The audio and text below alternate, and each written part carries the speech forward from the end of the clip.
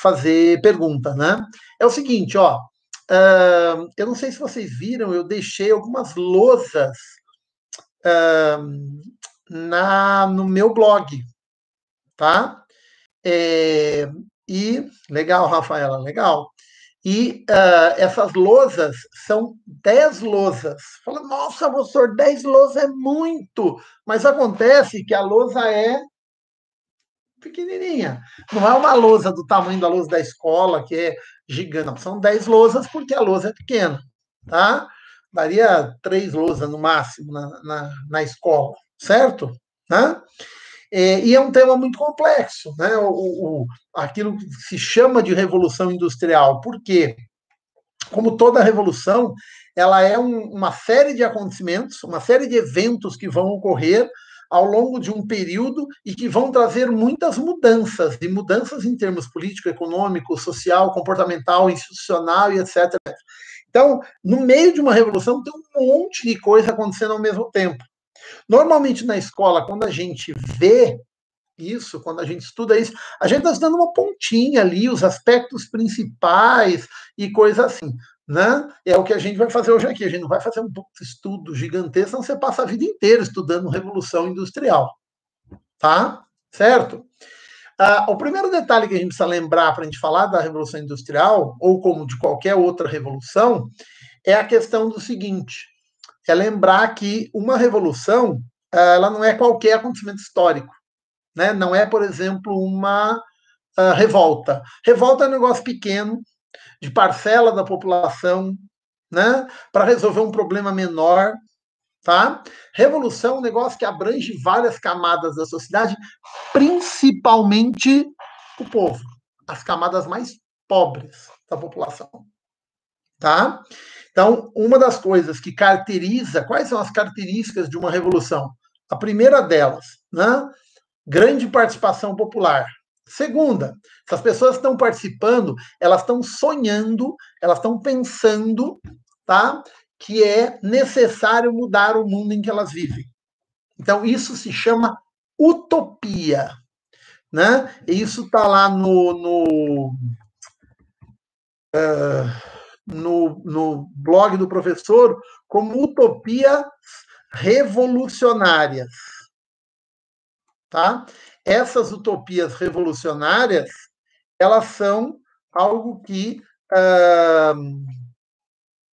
fazem parte, né? Boa noite, Matheus, boa noite, fazem parte daquilo que é uma revolução. As pessoas estão sonhando em mudar o mundo, em fazer coisa diferente, etc, etc.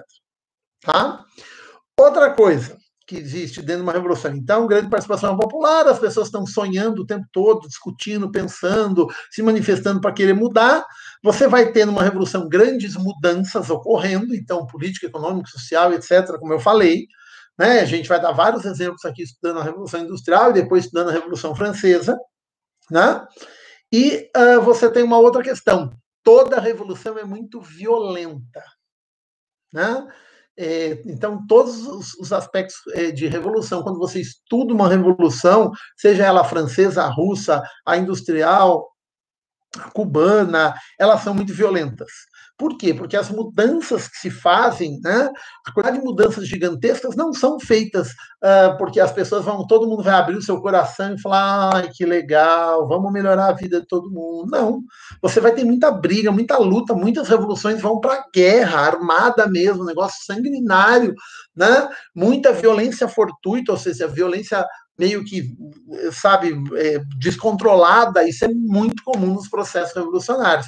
Aí vocês vão estranhar, falar, peraí, mas na Revolução Industrial teve muita violência? Sim, teve, vocês vão entender depois onde está essa violência da Revolução Industrial, tá? Outro detalhe importante da Revolução Industrial. A Revolução Industrial, ela tem, no mínimo, duas visões sobre ela. Uma delas é que está na cabeça da maior parte de vocês. Tá? A outra é aquela que a história estudou, reestudou e continua até hoje estudando. E por que não é a que a história estudou que está na cabeça de vocês? né? Normalmente, as pessoas conhecem, entendem a Revolução Industrial por aquilo que a mídia traz da Revolução Industrial ou por aquilo que a sociedade que nós vivemos reproduz sobre a Revolução Industrial. Se você perguntar para a maior parte das pessoas o que é a Revolução Industrial, tem gente que vai responder o seguinte: ah, é a chegada das máquinas. Tá? É a resposta mais horrorosa que pode existir. A chegada, eu sempre questiono, chegada da onde? Vieram de Marte? Né? Chegada. Né? Olha, as máquinas estão chegando.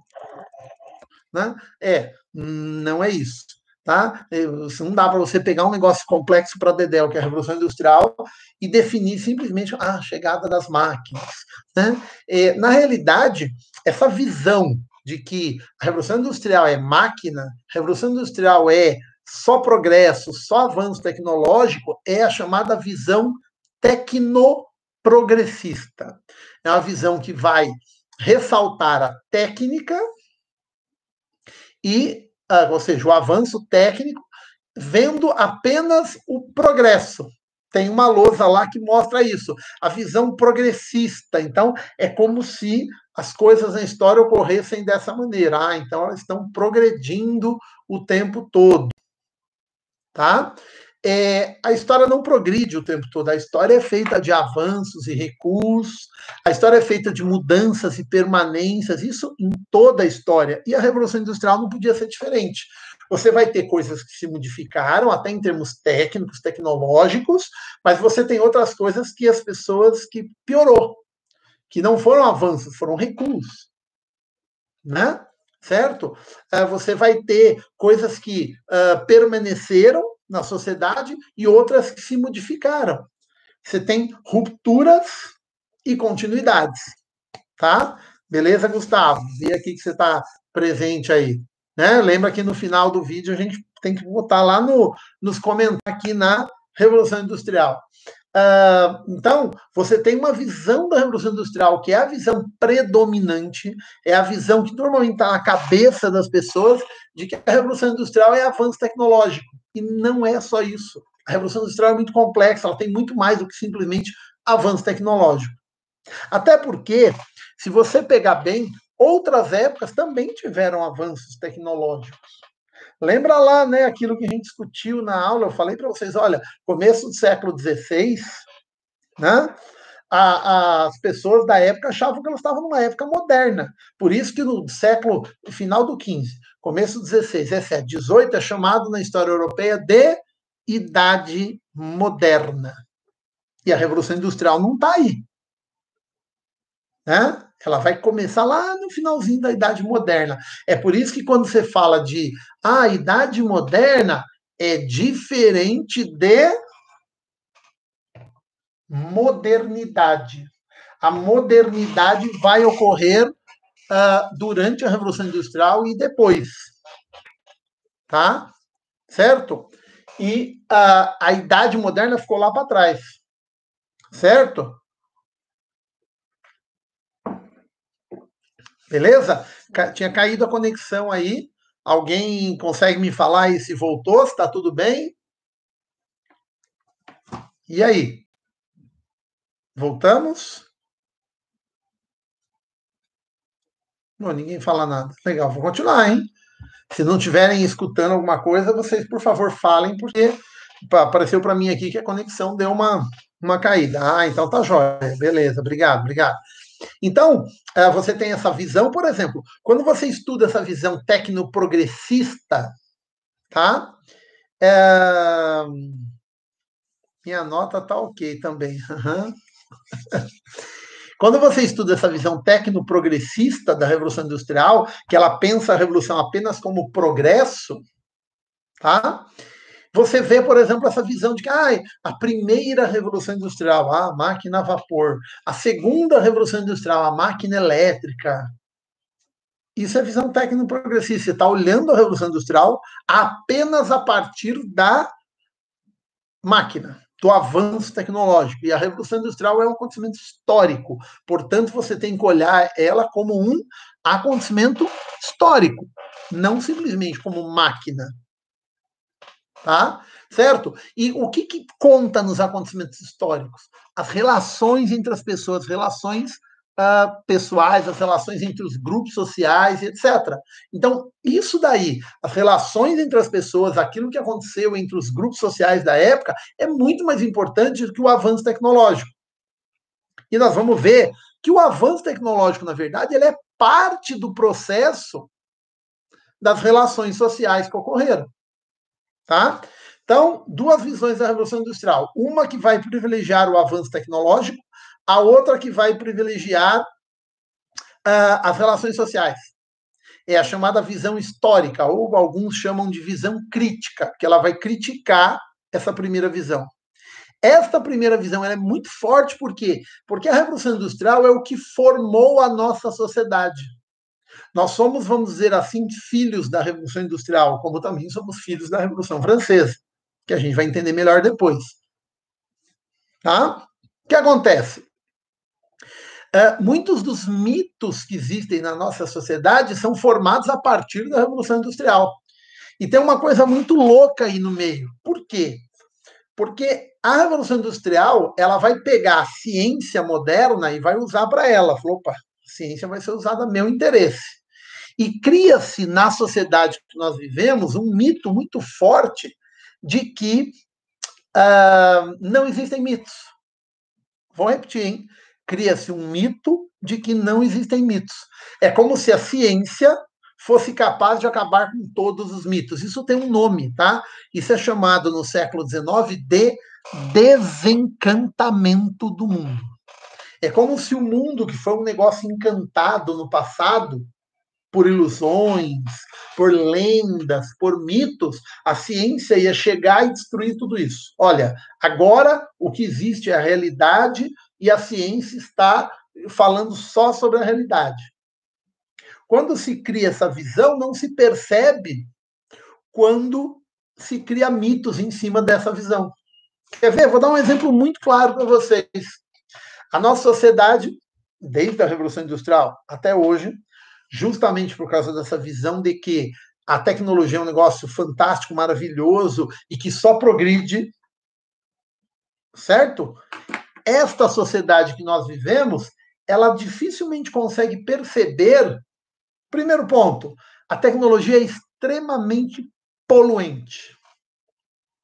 A Revolução Industrial começou no século XVIII, ela vai até o XIX, tá? Então, você tem quase 150 anos de Revolução Industrial. Tá? Sabe quando que foram perceber que tem alguma coisa errada? Estão poluindo demais? Mais ou menos por volta de 1970. Olha, demorou, passou a Revolução Industrial inteira, passou quase 100 anos depois para o ser humano perceber e falar, peraí, por que a natureza está acontecendo certas coisas? Então, né, furo na camada de ozônio, efeito estufa, e aí um monte de outras coisas piores, tsunami, não sei o que lá, né? Por que tá derretimento de geleira polar? Opa, peraí, por que está acontecendo isso? Demorou muito tempo para o ser humano perceber que aquilo que ele achava que, nossa, a Revolução Industrial é maravilhosa, só vai nos trazer coisa boa, ela tinha um problema gravíssimo, que é a questão do planeta. Tá? Se você pegar todos os caras que discutem a Revolução Industrial no século XIX e for lê-los, não tem ninguém que fala da natureza. Não tem ninguém que fala da natureza. Todo mundo, não importa se o cara é capitalista, socialista, anarquista, se o cara é a favor da Revolução Industrial ou contra, todo mundo vê a natureza como algo que serve o homem. E é uma visão da época que é muito forte. Visão de que o homem tem que ser servido pela natureza. Demorou 200 anos para perceberem que tinha alguma coisa errada. Tá? Certo? Quer dizer, essa visão de que nós não temos mitos, agora nós estamos vivendo puramente na realidade, ela encobriu esse aspecto negativo da tecnologia. Entenderam isso?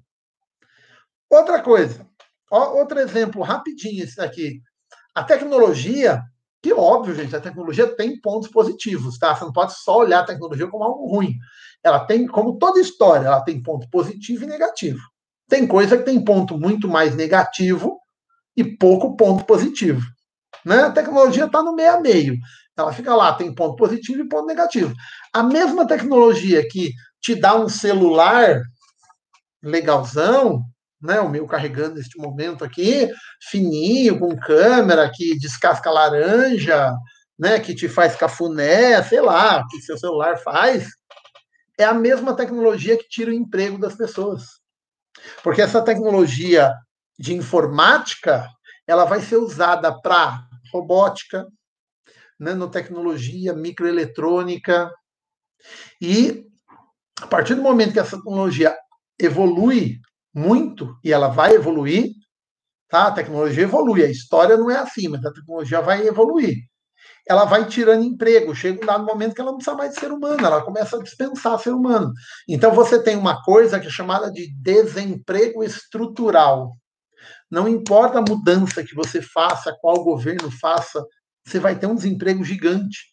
Você consegue amenizar o desemprego de uma época para outra, com algumas mudanças, mas acabar com o desemprego, muito difícil.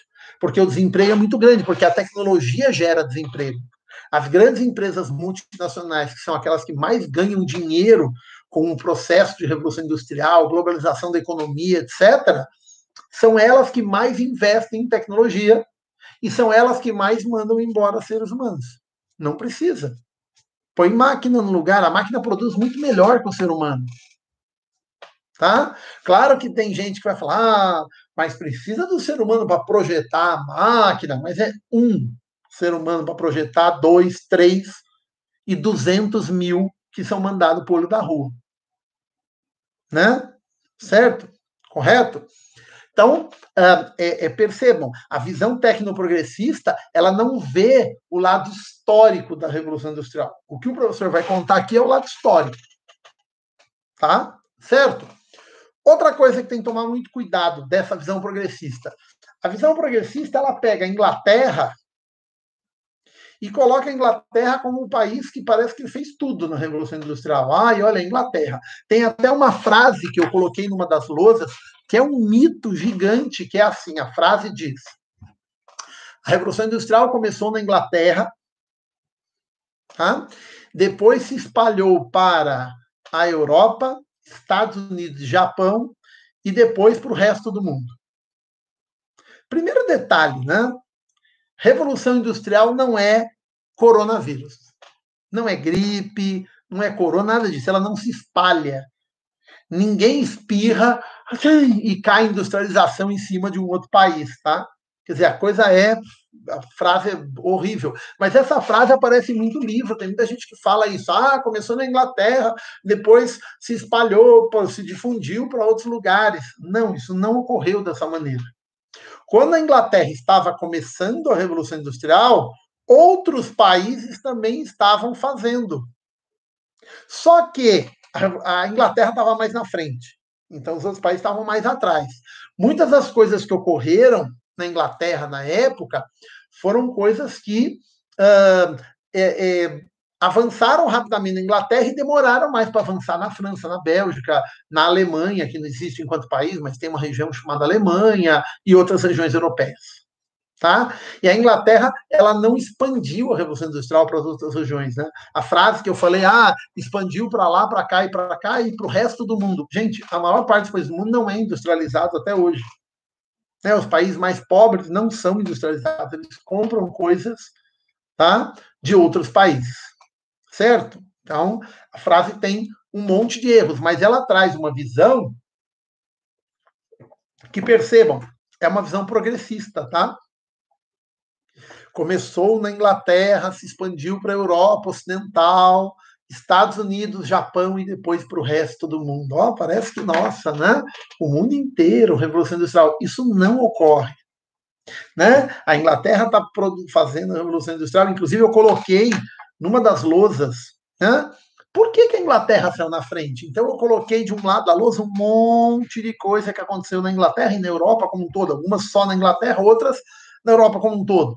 E botei um monte de seta assim, indo até a Inglaterra e depois jogando para a Revolução Industrial.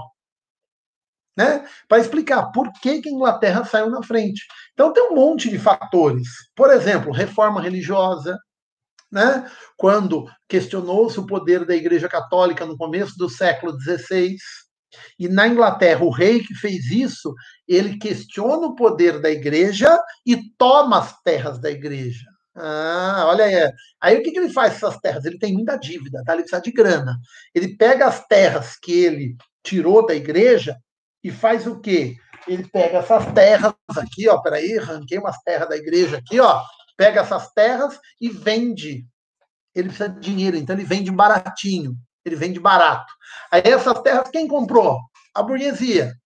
E a burguesia revendeu e ganhou dinheiro. E investiu aonde? Nas manufaturas, que são a mãe da fábrica. Então, a reforma religiosa ajuda a Inglaterra a se desenvolver.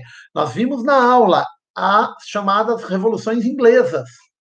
Revoluções inglesas que terminam, uma das coisas que os caras conquistam na Revolução Inglesa, o que é? O direito de livre comércio. Isso ajuda os ingleses a acumular capital. Porque para você se industrializar, você precisa acumular riqueza primeiro. Não é assim, eu quero me industrializar. Né? Na história do Brasil tem muito isso, tá? Muitos momentos aí que temos que industrializar o Brasil. Mas não tinha capital, não tinha o aporte de capital, né? Foi uma colônia, depois que se tornou independente, era um país que não tinha acumulação de capital nenhuma, então era muito difícil. Não só o Brasil, Peru, Argentina, México, todos os países da América Latina. Né? Na Inglaterra, esses fatos históricos que eu estou citando, alguns que eu estou falando aqui, vão favorecendo as pessoas a acumularem capital. Certo? Tá? Outro ponto, né? Você tem uma mentalidade capitalista sendo formada nos países que fizeram a reforma calvinista, ou seja, que seguiram a ideia do calvinismo. Calvino dizia, a igreja, antes de você pegar o Calvino aqui, ó, a igreja dizia que fazer comércio é pecado. Desde a Idade Média, não, comércio é coisa do demônio. Tá? Não pode. Calvino vai aparecer no século XVI dizendo, não é pecado. Se você enriquecer fazendo comércio, você está enriquecendo a Deus na terra. Nossa, os comerciantes ficaram felicíssimos, né? Legal, o Calvino era do nosso lado aqui, ó. E aí, todos os lugares que seguiram o calvinismo, que é uma religião, os comerciantes acumulavam mais riqueza, porque eles falam, eu estou acumulando riqueza, mas eu estou ajudando Deus. Legal. Enquanto que o cara que estava num lugar que era católico, ele pensava, eu estou acumulando riqueza, mas eu vou para o inferno. A igreja diz que eu vou para o inferno. Né? Então, perceba isso. Né? São coisas pequenas que vão formando. A Inglaterra, no século XVI, ela vai ter, século XVI e começo do XVII, uma rainha chamada Elizabeth. Ela incentivou a pirataria. A pirataria, que aparece nos filmes aí como gente de bandeirinha, acho que até isso em aula, hein? Né? O que acontecia? A pirataria era algo que o governo inglês incentivava. Roubem dos espanhóis, os espanhóis ficavam levando ouro e prata no Oceano Atlântico, né, por causa das colônias da América, né? Roubem dos espanhóis e tragam para a gente.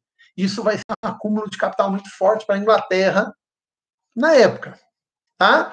Outro fator, e esse eu expliquei um pouco mais numa lousa, que é o cercamento de terras. O cercamento de terras é um dos principais fatores para acontecer uma revolução industrial. Então, o que acontece? Vamos lembrar que lá no período do feudalismo, onde as pessoas viviam num feudo, lembra o feudo, o castelo, né, a igreja, as choupanas, trabalhava-se a terra, certo?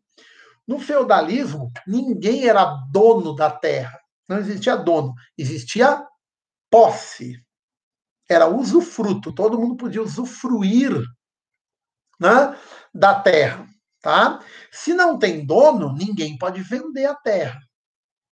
Certo? Ninguém pode vender. Terra de ninguém. Todo mundo tem direito. O direito é o chamado direito costumeiro. Então, o servo tem direito de trabalhar a terra, mas tem por obrigação pagar imposto para o senhor feudal. O senhor feudal tem direito de receber o imposto, mas ele tem que deixar o servo trabalhar na terra. Então, é uma relação que está amarrada uma na outra. A partir do século XVI, vai aparecer na Europa, tá? Uma coisa que é uma grande sacanagem, né? Tem um historiador que vai chamar de roubo de classe. Ele vai falar uma classe roubando a outra. A nobreza pega a terra que não é dela e vende para a burguesia. Sacanagem, né? Aí a burguesia pega a terra e cerca. Faz muro, cerca e expulsa os camponeses. Fala, não quero vocês aqui. Eu não vou ficar produzindo comida, eu vou produzir lã e algodão para as minhas manufaturas. Lembrando, manufatura, a mãe da fábrica. Nós vamos falar dela já já, tá? Ora, então, os camponeses são expulsos. Cercamento de terra. Cerca a terra e expulsa os camponeses. Tá? Tem lugar que os camponeses resistiram, brigaram, mas tem lugar que os camponeses foram embora. Né? Esses que iam embora, eles perambulavam, até fiz isso na lousa, perambulavam, iam para um lado para o outro, morria muita gente de fome, inanição, tinha gente que comia casca de árvore, tinha coisa até pior que não vamos falar agora, vocês podem ter jantado. E aí o que acontece? Essas pessoas iam morrendo, aqueles que conseguiam sobreviver esse desespero que era perder a terra, perder o sustento. E lembra, alguém pode pensar, peraí, mas o cara não pode sair de uma terra, ele vai para outra? Não. Porque ele tem direito de usar esta terra que ele perdeu e na outra ele não tem direito. O direito da Idade Média, ele se forma em 200, 300, 400 anos. Acabou, o cara perdeu o direito de usar a terra, tá? Esses caras, eles vão ficar andando para lá e para cá, um monte deles morrem, e quando eles arranjam um lugar para ir, para onde eles vão? Para o único lugar que dava para ir sobreviver, para cidades. Eles chegam nas cidades morrendo de fome, desesperados por trabalho, vão trabalhar nas manufaturas por um salário baixíssimo e condições de trabalho horrorosas. E aí, o cercamento de terras tem um ponto importante. É você, com um tiro só, a burguesia conseguiu resolver 2 problemas. Tá? Ou seja, ela conseguiu matéria-prima, porque ela vai produzir lã e algodão nas terras, expulsa os camponeses que vão se tornar mão de obra barata. Matéria-prima barata, mão de obra barata, ao mesmo tempo, para a burguesia. Olha o impulso que isso vai ser para a Revolução Industrial. Tá? Certo? Alguém tem uma pergunta até agora, gente? Faz pergunta no chat aí, viu? Se precisar, porque senão vocês vão... Depois não entende alguma coisa e aí depois perde a noção. Por que eu estou falando na frente do copo, né? Tô louco. Se tiver pergunta, faz aí que a gente já olha aqui e já responde. Outra coisa importante da Revolução Industrial. Antes da Revolução Industrial, existia um negócio chamado manufatura. Eu até fiz uma luzinha que tem uma casinha assim, né? Essa casinha, ela tem o mestre, os aprendizes de mestre e os jornaleiros. O jornaleiro era um cara que trabalhava por jornada, ele aparecia de vez em quando, não aparecia, ele ganhava por dia. Né? Ele chegava lá, tem emprego aí, eu sei fazer tal coisa. Entra aqui, trabalha aí. O cara trabalhava, no final do dia ele recebe umas moedinhas, valeu, obrigado, vai embora. Se ele vai aparecer no outro dia ou não, se ele nunca mais vai aparecer, tá? O mestre é o cara que comanda a manufatura. É o cara, ele não ganha mais que ninguém. Em termos de ganha, todo mundo igual ao princípio. Isso é importante guardar. Mas ele é o cara que tem o saber. Ele sabe fazer, por exemplo, um sapato. Ele sabe fazer uma arreio de cavalo, uma espada. Ele tem o conhecimento de como funciona a manufatura. Isso dava um status para ele, tá? O cara é mestre, ele lava na rua, as pessoas, nossa, na hora de tomar, de comer, ele é o único que recebia uma caneca de cerveja. Tá? Então tinha todo um status, que pra gente pode parecer estranho, né? Mas era coisa daquela sociedade, né? Na Europa da época, né? O cara ter esse status porque ele tem esse conhecimento todo, não sei o quê. Pois bem, e não ganhava mais que ninguém. Tá? E no meio dessa estrutura, então, o mestre, os aprendizes de mestre e os jornaleiros. Os jornaleiros aqui, o aprendiz de mestre. O aprendiz de mestre é um cara que está aprendendo a ser um mestre. Ele tenta um dia ser que nem o mestre. Tá? Isso funcionou do século XIV até o XVI. Todo mundo igual, todo mundo trabalha igual. né? E assim vai. E esse sistema é chamado de sistema doméstico de produção, porque os caras não estão num lugar para produzir, eles estão dentro de casa. Então, o mestre era um cara que normalmente ele tinha um canto da casa lá, que ele botava lá um balcão e as pessoas iam lá trabalhar. Tesoura, né? Linha, ficavam fazendo as coisas lá, ou né, martelando as coisas de metalurgia. Esse mestre ele tinha essa capacidade, né, de organizar e tinha um lugar onde colocar as pessoas, e era um trabalho bem familiar, muitas vezes é ele, a mulher dele, o vizinho que é primo da mulher, o filho e o agregado lá, né, é um trabalho bem familiar que funciona dentro dessa manufatura. Todo mundo é igual até o século XVI. No século XVI vai ter uma grande mudança. Qual é a grande mudança? A grande mudança é o seguinte: quando começou a colonização da América no século XVI, o comércio europeu vai fazer isso. Ó. Colonização da América. Dispara. O comércio europeu dispara. Precisa produzir muito mais coisas. Então, os burgueses comerciantes, eles começam a pressionar as manufaturas. Oh, eu quero mais produto aí, meu. Produz mais, eu preciso vender, preciso vender. E aí os mestres ficam meio que, né, puto, como é que eu faço para produzir mais? Né? Porque o sistema doméstico é um sistema que trabalha muito lentamente. Tem uma questão que eu coloco nas lusas, que é o tempo cíclico. Tá? O tempo cíclico é meio até estranho da gente entender, porque a gente vive numa sociedade de tempo acelerado, o tempo todo, faz isso, faz aquilo, assiste aula, corre para o trabalho, não sei o que lá. O tempo cíclico é um tempo calmo, lento, tudo bem devagar, é o tempo da natureza. Então as pessoas trabalham de manhã um pouquinho, almoçaram, elas vão dormir, a chamada siesta. Já viram isso?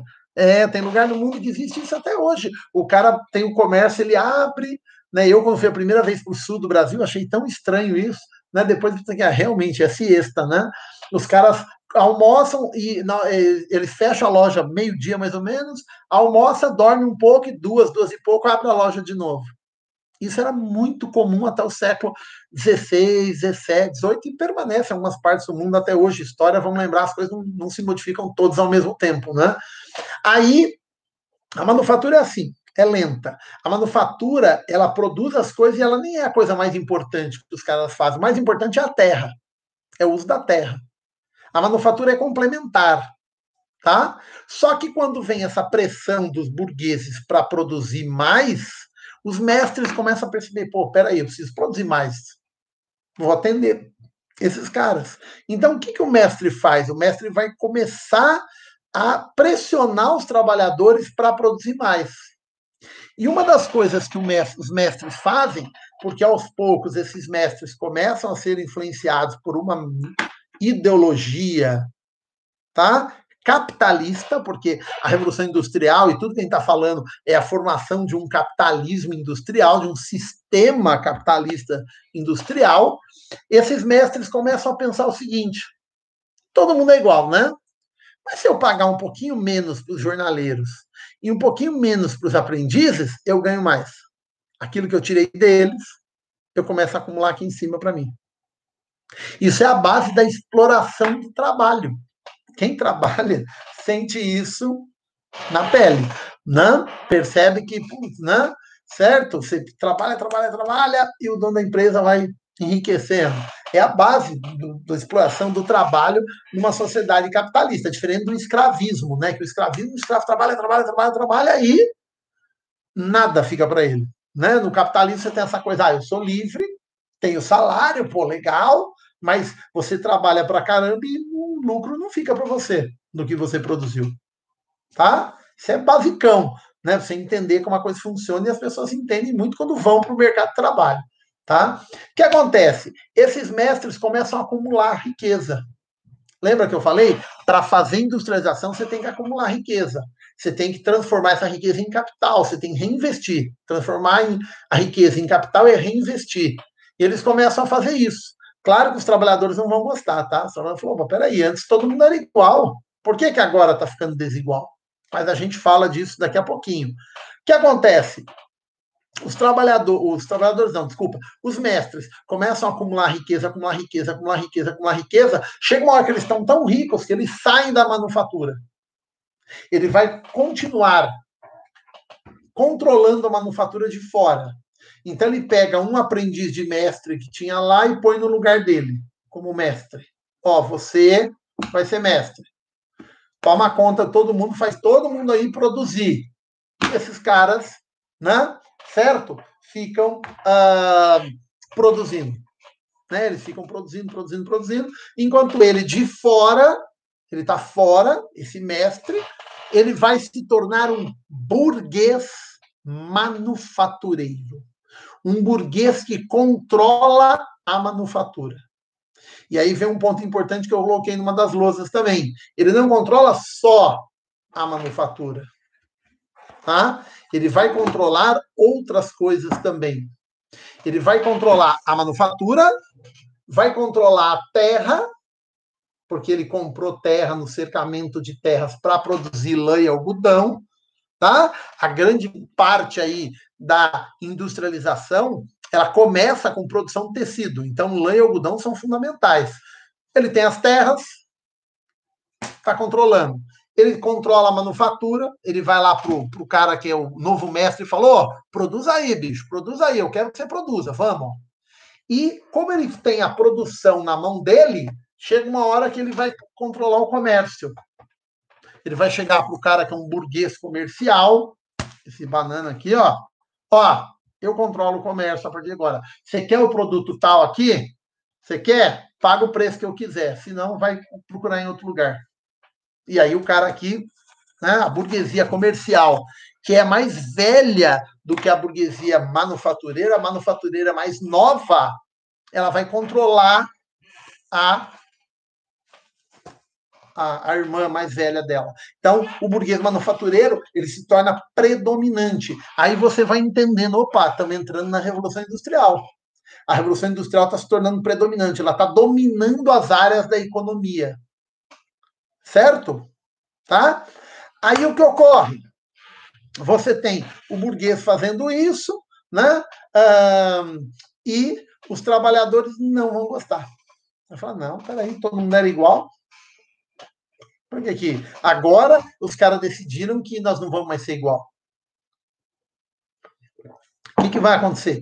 Os trabalhadores vão resistir, vão falar, não, não aceitamos, vamos fazer alguma coisa para a gente não aceitar, mostrar para ninguém não aceita. Então os trabalhadores começam a fazer corpo mole, não precisa nem explicar para vocês o que é, todo aluno sabe o que é corpo mole, sabotar a produção, tá? Pega um tecido lá, pega alguma coisa e dá um taio no meio, corta o tecido, joga lá. Quando o novo mestre vem falar com eles, vocês não produziram ainda, tem o tecido aqui, o tecido está cortado, fala, veio com defeito o tecido, ó, veio rasgado. Não dá para produzir nada com isso aí. Porque o mestre, né, o novo mestre está falando para os caras, acelera aí, cara, produz mais. Os caras, não, produz mais, a gente sempre trabalhou devagar, na boa, por que você agora quer que a gente produza mais? E nós queremos continuar ganhando igual, não queremos ganhar diferente um do outro. O cara que não está mais aqui, o burguês, ele está tirando da gente, é sacanagem.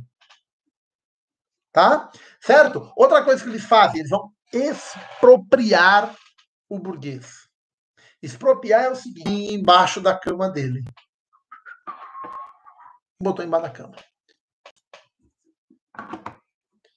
Opa, nós caímos e voltamos, a ver se... Dá uma olhada aí, ver se voltamos ou não.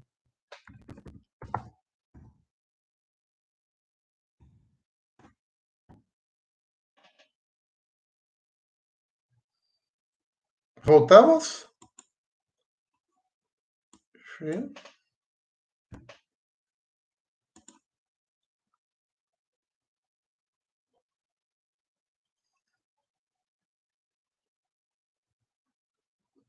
Tá bom, vou falar de novo então, que é expropriar. Vocês estão me ouvindo de novo? Ok, beleza. Então é o seguinte, o que é o expropriar? Tá? O cara pega o produto que é feito, pega para ele, e no dia da feira local lá, ele vai lá e fala para a pessoa, fulano, quer comprar isso aqui, ó? Na mão do burguês custa tanto, na minha mão é metade do preço. Ai, quero. Pô, legal. Pega o dinheiro. Vocês poderiam falar assim, pô, professor, mas o cara tá roubando o burguês. Sabe o que o trabalhador falava na época? Tô roubando, não. Só tô pegando de volta aquilo que ele não me paga, porque era todo mundo igual até pouco tempo atrás, ó. Então, por que, que ele está me sacaneando? Se ele está me sacaneando, eu estou sacaneando ele também. Então, os trabalhadores não viam isso como roubo, tá? Eles falavam, não, eu estou simplesmente expropriando, é tirar algo de alguém, mas com essa justificativa, tá? Certo? Aí, os trabalhadores faziam tudo isso, os trabalhadores queriam voltar à forma que eles tinham de vida antes, isso é muito interessante se analisar. Nenhum trabalhador nessa época pensa em fazer revolução, destruir o capitalismo. Não, nada disso. Nada disso. Vamos formar um sindicato para lutar por direito. Não. Os trabalhadores, nesse princípio, eles pensam o seguinte: oh, peraí, a gente quer voltar onde a gente estava antes. Isso é muito comum na história, né? As coisas acontecem, uma pandemia, por exemplo, as pessoas vão pensar: ah, não, eu quero voltar exatamente na mesma vida que eu tinha antes. Talvez você não consiga, porque a história tem mudanças e elas vão ocorrendo, né? Essa pandemia que nós estamos vivendo aqui, vocês, quando forem mais velhos, vão ver nos livros de história. Isso é um negócio pequenininho. Você vai falar, caramba, eu estava lá, eu lembro disso aqui, o negócio foi pesado, meu. Quer dizer, você está vivendo um acontecimento histórico. Lá na época, os caras vivendo a Revolução Industrial vão falar, não, eu não quero. Eu quero voltar ao que eu tinha antes, naquela vidinha tranquila que eu tinha antes. Volta, volta. E óbvio, não volta. Tá aí, a louça se mexeu sozinha. Ela não volta, tá? Esses trabalhadores vão fazendo isso, e aí o que, que o burguês faz? O burguês chega lá pro carinha na manufatura e fala, né? Fulano, cadê a produção? Puta, os caras estão... Ó, veio matéria-prima ruim. Pô, mas isso não estava assim, né? E eu lembro que eu vi isso aqui, não estava desse jeito. Os caras que detonaram. Oh, a produção diminuiu. Como diminuiu? Quer dizer, os caras estavam tirando, né? Pô, os caras estão fazendo corpo mole. Aí o que, que o burguês faz? O burguês vai pensar, pô, só tem um jeito de eu colocar esses caras para trabalhar do jeito que eu quero. Eles não podem mais ficar em casa. Eu tenho que acabar com o sistema doméstico. O burguês vai pegar esses caras que trabalham no sistema doméstico, vai tirá-los dali e vai colocá-los para trabalhar num outro lugar, que é uma fábrica. Aí vem a invenção da fábrica. Se você pegar a visão tecnoprogressista, sabe o que ela fala da fábrica? A fábrica foi inventada porque tinha muita tecnologia, não dava para levar para um lado para o outro. Não é verdade. Tá? A fábrica surgiu antes do avanço tecnológico. O avanço tecnológico ele é do começo do século XIX. A fábrica, tem lugares na Europa que surgiram fábricas no final do XVIII. Por quê? Porque o burguês comercial quer controlar o trabalhador. Ele precisa controlar para fazer o trabalhador produzir cada vez mais. E aí vem um aspecto importantíssimo, que é a questão do seguinte: o que a Revolução Industrial faz? Ela vai industrializar a produção. O que é industrializar a produção? Acelerar o ritmo para produzir mais, economizando matéria-prima e trabalho. Para eu fazer isso no meio do processo da Revolução Industrial, para eu, né, os burgueses fazerem, o que eles tiveram que fazer? Tirar o cara daquilo que era o sistema doméstico, porque o sistema doméstico está dentro da casa dele, ele produzia do jeito que ele queria, no ritmo que ele queria, e deslocar esses trabalhadores para um lugar onde eles vão só produzir, que é a fábrica. Então, a invenção da fábrica é por controle do trabalhador. A fábrica é um lugar, por exemplo, o trabalhador trabalhava sempre no tempo cíclico, tempo lento, tempo da natureza, comeu, vai dormir, né? Espera a digestão, né? Que sono. Não, fábrica, tempo útil. A visão da tempo útil, que é o tempo da Revolução Industrial, o tempo da sociedade capitalista, está numa frase falada por um industrial inglês que é time is money. Tempo é dinheiro. Se você perder tempo, você está perdendo dinheiro. Então é assim, você vai acelerar as coisas cada vez mais. E aí vem um outro viés dessa. O que é acelerar? É acelerar só a produção? Não. Você vai criar uma nova visão de mundo, que é a visão do mundo industrializado capitalista. Como é que chama essa nova visão de mundo? Que existe até hoje, tá? Muitas vezes. Modernidade. Pode ver que eu postei lá 2 lousas só para falar da modernidade, para explicar, olha, é uma nova visão sensível, é uma nova percepção. As pessoas são estimuladas o tempo todo na aceleração, no monte de estímulos, no ritmo rápido de vida, coisa que não tem muito no interior.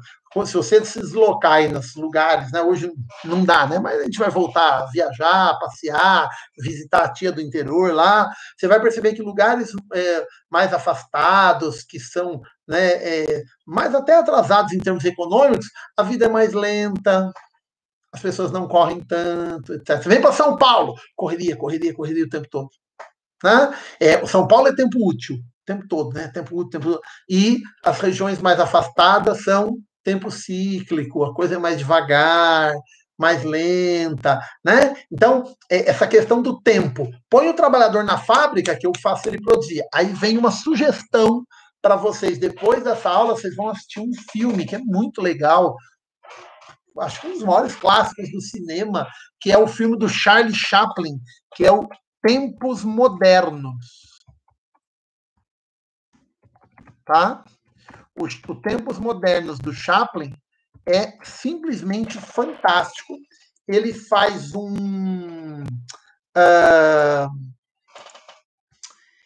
ele faz uma crítica à Revolução Industrial, mas essa crítica da Revolução Industrial é muito inteligente. Tá? Ele faz essa crítica tirando sarro, brincando, você dá muita risada no filme, que é uma comédia, mas ao mesmo tempo você percebe que ele vai trabalhando as características da Revolução Industrial. Então, por exemplo, aparece ele na fábrica, não sei se vocês já assistiram ou não, apertando o parafuso que nem um louco lá, ele fica cheio de tique na mão, que ele não para de fazer isso daqui, né? Certo? Ele mostra a fábrica como um lugar de controle absurdo, tem uma hora que ele vai fumar no banheiro, assim, crianças não fumem, fumar faz mal para a saúde, tá? Ele vai fumar no banheiro, assim, e aparece, tem uma tela, aparece o dono da fábrica, ei, você, volta a trabalhar! E ele larga o cigarro, sai correndo, porque é um controle absurdo, e o ritmo da máquina, né? Ou seja, é aceleração, aumentar a produtividade, gastar menos recurso material e gastar menos trabalho. Gastar menos trabalho, fazer o trabalhador acelerar, acreditar no tempo útil. Os trabalhadores de muitos lugares foram obrigados a usar relógio de pulso, tá? Certo? Final do século XVIII, tem inclusive uma revolta numa cidade inglesa. Os trabalhadores se revoltam, falam, não, nós não vamos usar relógio de pulso. E eles começam a quebrar os relógios na cidade, porque eles olham aquilo como uma opressão. O relógio de pulso está oprimindo, está fazendo a gente perder o nosso tempo. Aí vem a polícia, dá porrada nos caras, prende um monte de gente, e aí na delegacia tem uma frase muito legal que o historiador viu num documento, num BO, né? E ele recolheu e botou no livro dele a frase que é: uma mulher sendo processada diz o seguinte: agora nós não temos tempo nem mais para sonhar. Olha que legal, né? Você pensar, né? O que é essa questão do tempo útil, né? Do olha, acelera, acelera, acelera. O outro ponto importante, além desse tempo útil de produzir cada vez mais acelerar, é que você põe o trabalhador na fábrica para controlar não só o tempo, você tem que controlar o trabalhador como um todo. Então vem um termo que eu coloco numa das lousas, né, que falo muito isso em aula de Revolução Industrial, e que os alunos até assustam, falam, nossa, professor, que termo é esse? É a adestramento do trabalho.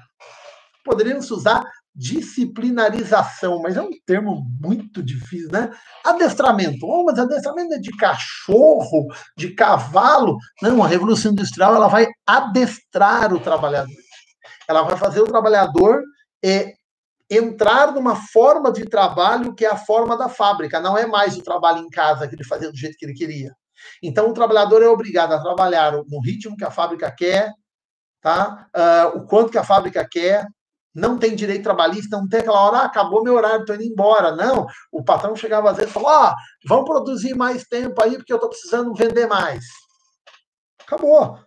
Quando os caras inventaram a luz elétrica, o Thomas Edison inventou a luz elétrica, para os trabalhadores foi um horror, porque aí as fábricas, né, que antes eram fábricas no escuro, se tornaram à noite fábricas claras, e aí começou a ter trabalho noturno. Inclusive, se usava nas fábricas trabalho de crianças e mulheres, principalmente na produção de tecido, criança e mulher. Porque a mulher ganha menos que o homem e apanhava e ficava quieta.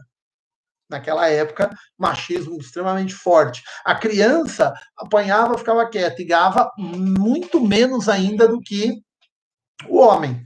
Então, as fábricas preferiam. A fábrica vira um negócio de controle, ela precisa adestrar o trabalhador para ele produzir cada vez mais.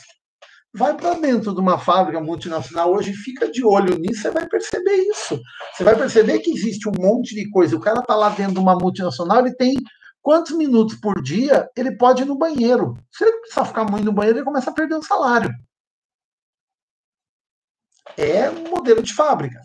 Tá? Não existe um único modelo de fábrica, existiram vários, mas o que predominou, o que se tornou predominante e começou a ser copiado pelos outros, tá? Foi o modelo da cidade de Manchester, no centro-oeste da Inglaterra, certo? Tá? Pode ficar aqui, Emanuel, você pode ficar, só não fica fazendo 1 milhão de perguntas aqui, senão o pessoal vai bater em você e eu vou ajudar. Não, mas pode ficar, Emanuel, fica tranquilo, está assistindo a aula de Revolução Industrial, é bom para você revisar aí para o vestibular. Aí o que acontece? Então, você tem uma fábrica que é um instrumento de controle sobre os trabalhadores. Dentro da fábrica tem um monte de coisa que controla o trabalhador. Eu citei numa das lutas, vou falar alguns para vocês. Tem o mestre e o contramestre. Esses caras ficam rodando pela fábrica. E eles ficam rodando. Se vê alguém que não está fazendo o trabalho direito, aí você! Presta atenção, meu! Trabalha assim, não, vou te colocar no olho da rua, entendeu? Você vai passar fome como um monte lá fora. As ruas da cidade são lotadas de gente que está morrendo de fome, as pessoas morriam de medo. Tá? E muitas vezes, mestre e contramestre batiam nas pessoas. Pegava uma mulher, por exemplo, vai trabalhar, não sei o quê, ou uma criança, e batia na criança. E essas pessoas, por causa do machismo reinante na cidade, não revidavam. Era muito difícil, por exemplo, um cara que fosse um mestre contra mestre bater num cara maior que ele. Opa, não, esse cara aqui não vou bater, não. Então, por isso, eles preferiam colocar mulheres e crianças. Né? Olha, só correndo essa mulher e criança e fazer elas trabalharem cada vez mais. Então, tem castigo físico dentro da fábrica. Tá? Mestre contra mestre, castigo físico, um monte de regra e um monte de multa. Você não cumpriu alguma regra, você toma multa. Então, por exemplo, tem fábricas que mostram o seguinte: é proibido rir dentro da fábrica. Imagina vocês lá, hein? Vocês não iam ganhar salário. Muitos não iam nem ganhar salário. Riu, toma multa. Tem um historiador que ele mostra um comprovante de rendimento de um trabalhador, ele faz uma cópia, ele põe num livro, comprovante de rendimento, que era assim, mostrava ganhos, trabalhou tanto, tanto, tanto, tanto, tanto. Descontos, desconto por rir na fábrica, desconto por isso, desconto por chegar atrasado, desconto por ir no banheiro, desconto... Final, 0. É isso mesmo, 0. Claro que isso não acontecia o tempo todo, mas podia chegar nesse absurdo. Por quê? Porque não tem direito trabalhista nenhum. Não tem licença maternidade, salário mínimo, férias, descanso semanal, não tem nada. O trabalhador simplesmente, sofreu um acidente de trabalho, joga para fora da fábrica e deixa morrer. Tá? Certo? O trabalhador vai morrer lá na fábrica. Por isso que as cidades industriais, Londres, Paris e outras cidades da Inglaterra e outras partes da Europa, são muito feias, são poluídas com um monte de miseráveis morrendo nas ruas. Né? E aquela visão de que a Revolução Industrial é maravilhosa, é muito boa, a ciência vai resolver tudo que existe, é o chamado cientificismo, que eu falei lá no começo, né? Essa crença na ciência. Vou dar um exemplo dessa crença na ciência ligando com isso que eu falei, de como as cidades eram horrorosas, hein? Olha que coisa maluca. A cidade de Londres, ela é cortada por um rio, que é o rio Tâmisa, tá? Durante esse período da Revolução Industrial, o rio Tâmisa era tão poluído, mas tão poluído, mas tão poluído, que o rio fedia, que ninguém aguentava. E as pessoas reclamavam demais. Os próprios industriais, o rio tinha um fedor horroroso, ninguém aguentava ficar perto do rio. As fábricas próximas, né, ficavam... A fábrica já é um lugar horroroso, é um lugar abafado, poluído, barulhento, né, pouco iluminado, com um monte de gente tomando conta dos trabalhadores, forçando o trabalhador a produzir cada vez mais, um monte de regra, multa, castigo físico e etc. Tem um ponto que eu não falei ainda, que eu vou tocar já nele, E, além disso, o rio Tâmisa fedia para dedéu. Aí um químico, como as pessoas acreditavam na ciência, a ciência vai resolver tudo que existe, um químico falou, pode deixar que eu tenha a solução. Eu vou jogar um composto químico no rio que vai eliminar o cheiro. Pô, legal. Fez isso, jogava-se de tempos em tempos um pouco, acabou com o cheiro do rio. Todo mundo feliz. Puta, olha, tá vendo como a ciência resolve tudo? Um dia, um barquinho, não tem um barquinho aqui, um barquinho que estava, né, navegando lá no rio virou, tá? Perto da borda. As pessoas poderiam... o Thames era pior que o Tietê, Manuel. Na época a coisa era feia. As pessoas poderiam nadar, né? Quem soubesse nadar, nadaria até a borda do rio para se salvar, para não morrer afogado. Ninguém chegou na borda. O composto químico que o cara jogou matou todo mundo. Quem não morreu afogado e tentou nadar, morreu porque o composto químico matou a pessoa. Para vocês terem uma ideia como eram as cidades, tá? Certo? A poluição, um monte de miserável e os efeitos da Revolução Industrial destruindo as cidades, certo? Fazendo horrores dentro das cidades.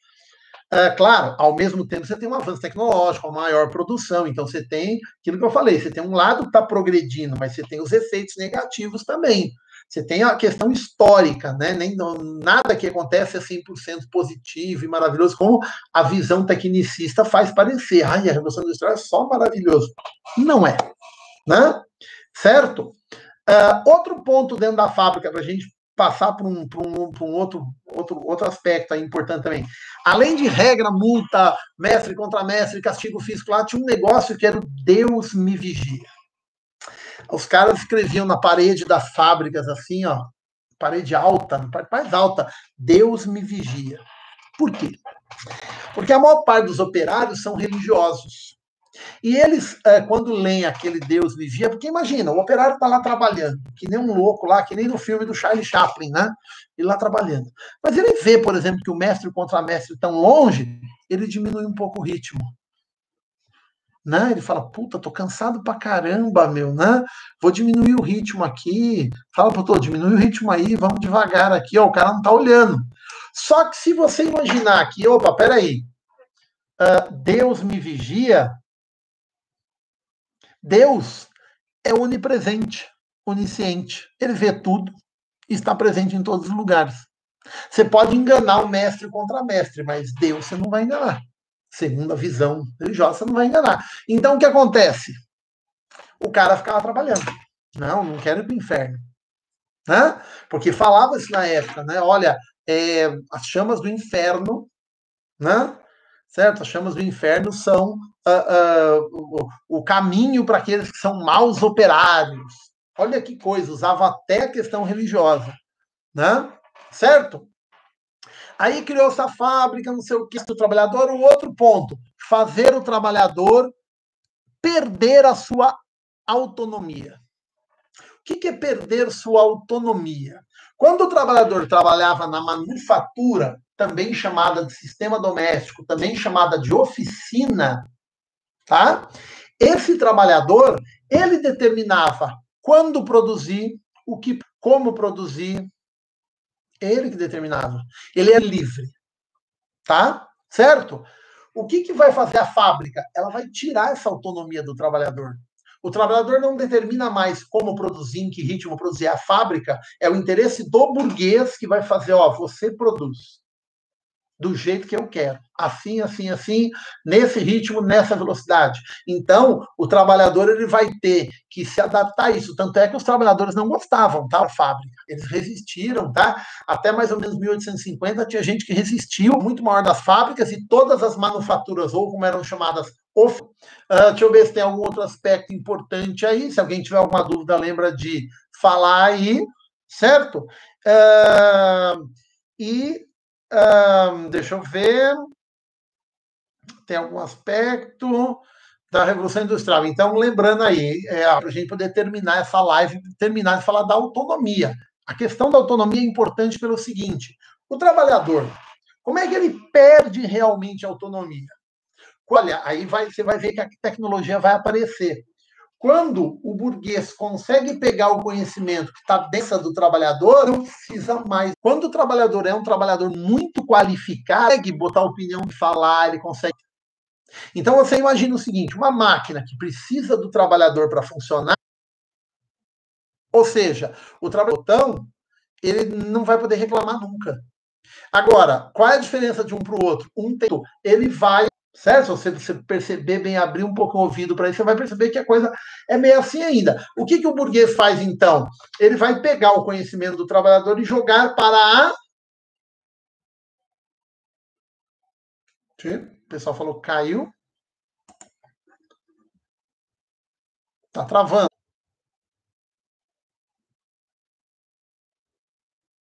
Alguém me responde aí se melhorou.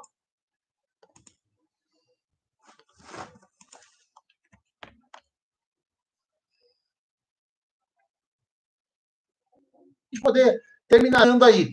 Assim, tirar o conhecimento da máquina, fazer a máquina fazer o trabalho.